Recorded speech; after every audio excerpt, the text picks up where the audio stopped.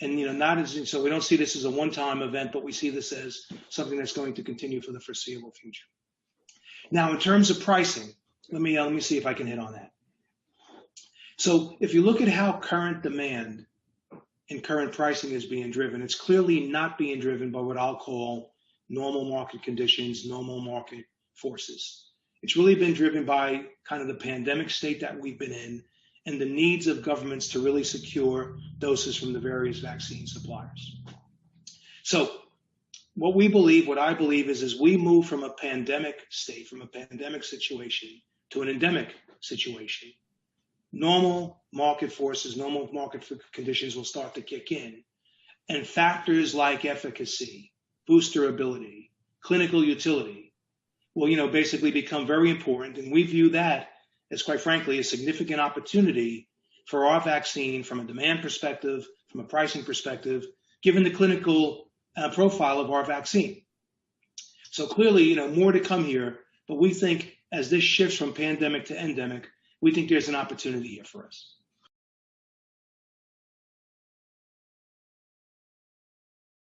All right, Shalom. All praises to Yahweh, Ba'Hashem, Yahushai, Ba'Hashem, Rakakadash. Double honors to the apostles and elders of the Great Millstone. Salutations to all the brothers and a few sisters that's out there, onto the Israelite foreigners. From the seed of Abraham, Isaac, and Jacob, Shalom in Hebrew, which means peace. It's a quick show to the spirit of Yahweh Ba'Hashem, Yahushai. On the topic of your favorite people in the whole goddamn world, doing what they do best, profiting off of the misery of you people. They're not even out of phase 1, yet they already have plans for phase 3, phase 4. And phase 3 is not 1, it's not 2, it's 3 vaccine shots. And the executive for Pfizer is already plotting to give the 3rd one. There is no end when it comes to this man. This man is just like what the scripture says. I'm gonna get that real quick.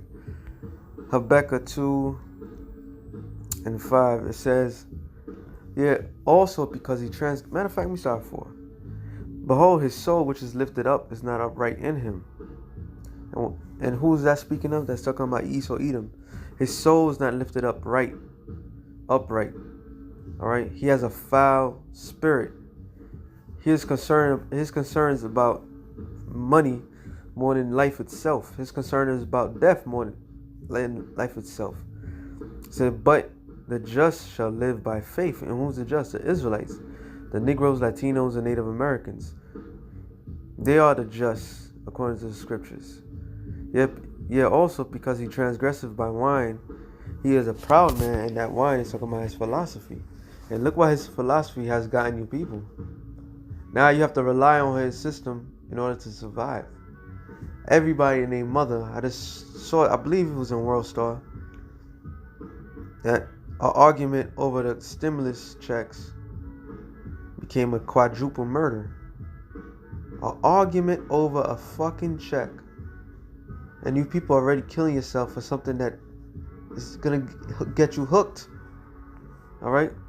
It says, he's a proud man, neither keepeth at home, who enlargeth his desire as hell, and is as death, and cannot be satisfied. And he can't be satisfied. Here we are, you have the whole world, literally, at the palm of your hand. You're not satisfied that a lot of people participated in your little experiment. No, you want the whole entire earth to feel your wrath and your disappointments. And if you had the opportunity, you would leave this world, go to another world and conduct the same pattern that you are. You are the dirt, the filth of you, the lowest of the low. Alright, the basis of men. It says, but gather unto him all nations, and heapeth unto him all people. And that's what Esau have done. So if this man is doing all this, stop the press, and having you people take his little portion. I keep getting it, medication his concoction, his cocktail, and he's not satisfied, then what can you do? What can you say? All right, and all you that participate in this, hey, you get what you deserve, man. And that's what I was gonna build upon Jeremiah 16.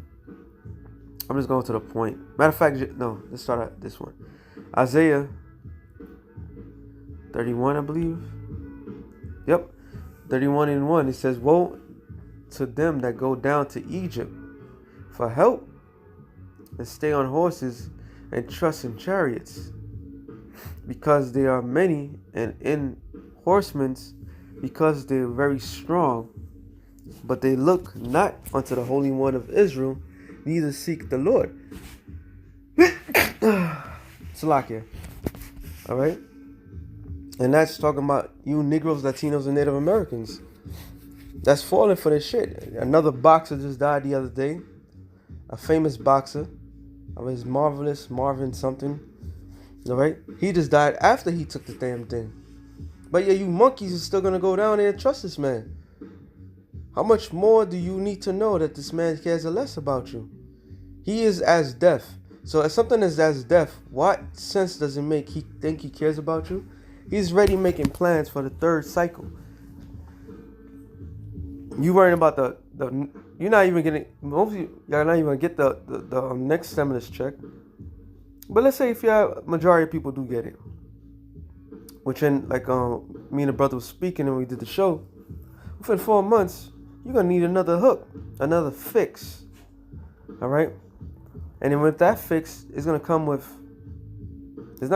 free. It's gonna come with some hidden clauses, man.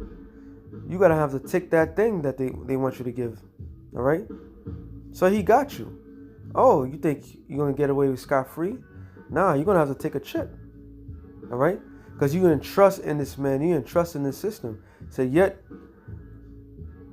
he also is wise and will bring evil, and will not call back his words, but will arise against the house of the evildoers, against the help of them that work iniquity. Now the Egyptians are men, and not the Most High, and their horses flesh, and not spirit. Hey, these cars break down. All right, this man's military is about to be a military of Transformers, man. And I'm not talking about Transformers that came from Cybertron. I'm talking about people transforming themselves from one sex to the opposite sex, and the Pentagon is gonna okay it. This is your mighty army that you entrusted in. It says, when the Lord shall stretch out his hand, both he that helpeth shall fall, and he that hopeth. So those that on top is going to fall, and those that's relying on the system is going to fall with them.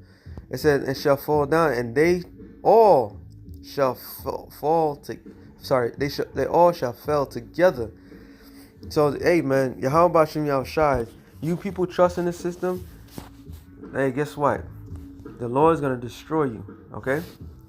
This is one scripture I wanted to bring out, because this song got me thinking about this.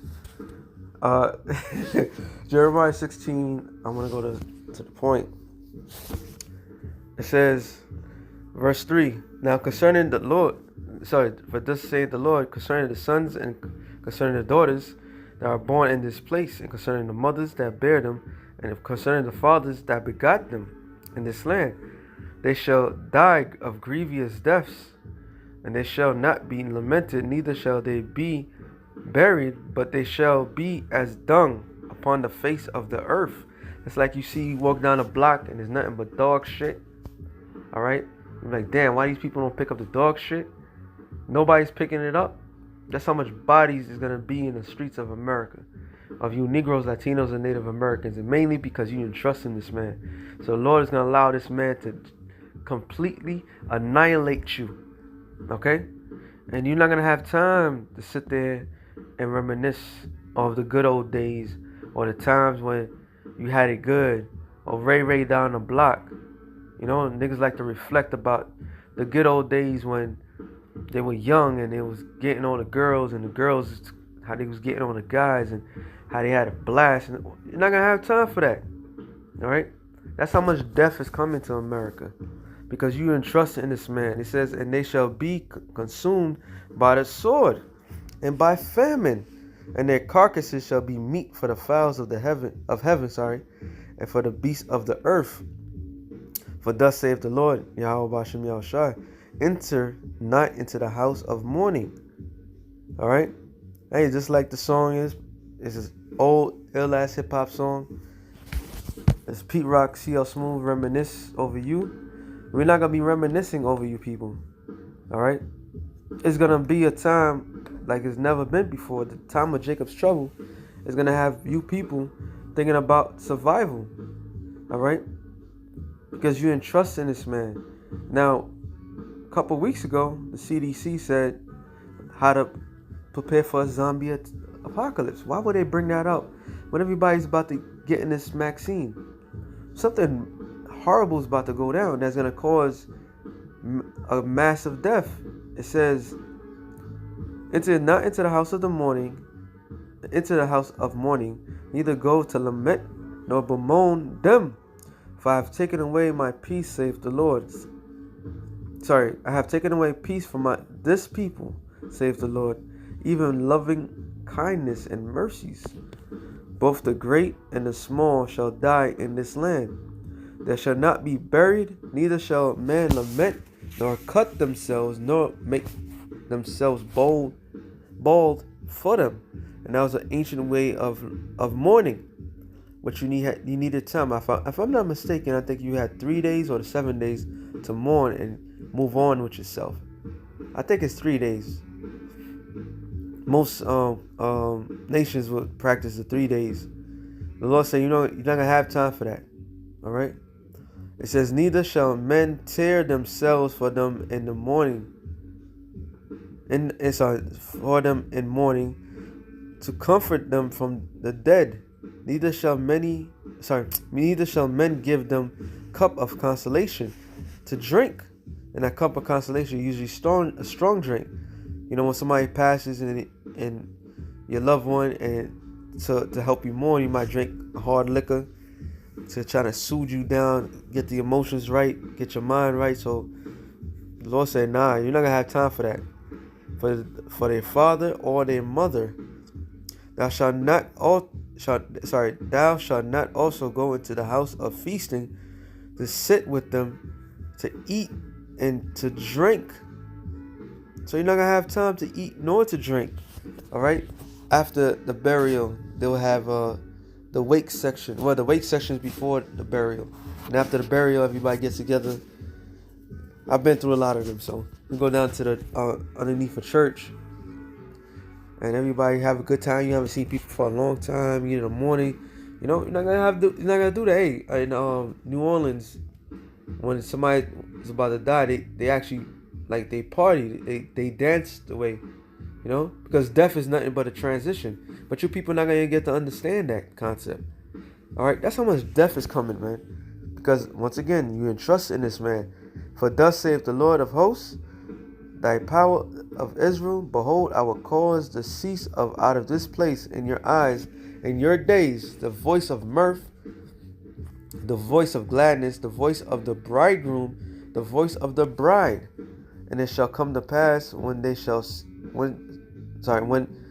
thou shalt show this people all these words, and they shall say unto thee, whereof the Lord pronounced all this great evil against us. And that's funny because these people don't even consider that. Here it is, we tell you every time we go out and put up these shows, people just ignore us. So when that time comes, when that time of evil comes, don't come to us. Or what is our iniquity, or what is our sin that we have committed against the Lord, our power? And these people don't even know that why they're being judged from, okay? Because they're misinformed. So great death and destruction is coming to America. And your enemy is plotting right now against you even harder, all right? And those that participated, you know, like when back in the days when I was a kid, go to to the doctor, you get a shot, they give you a lollipop. You know, you watch Looney Tunes, a lollipop means you're a sucker. All you people that participated in this first round of this experiments, you're gonna die a horrible death. All right, you stupid idiots.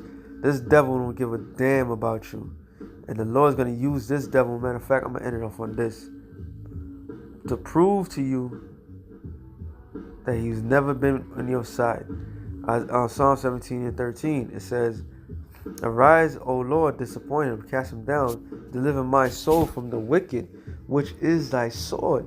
So the Lord used men to bring his wrath upon other men, from men that which are thine hand, O Lord, from the men of the world, which have the portion in this life. And whose world is this? All right, it's not, this current world is not the world of Israel. This is Esau's world, but we at his last of it. So this is his portion of his life. It says, "And whose belly thou fillest with thy hid treasures, they are full of the children. Sorry, they are full of children, and leave the rest of their substance to their babes." All right. So the Lord's using this man to reflect his wrath and his anger, and this man is he's a conniving devil, and he's already plotting for the next step. So with that being said, I hope you brothers will edify shalom to the elect of the nation Israel. Shalom.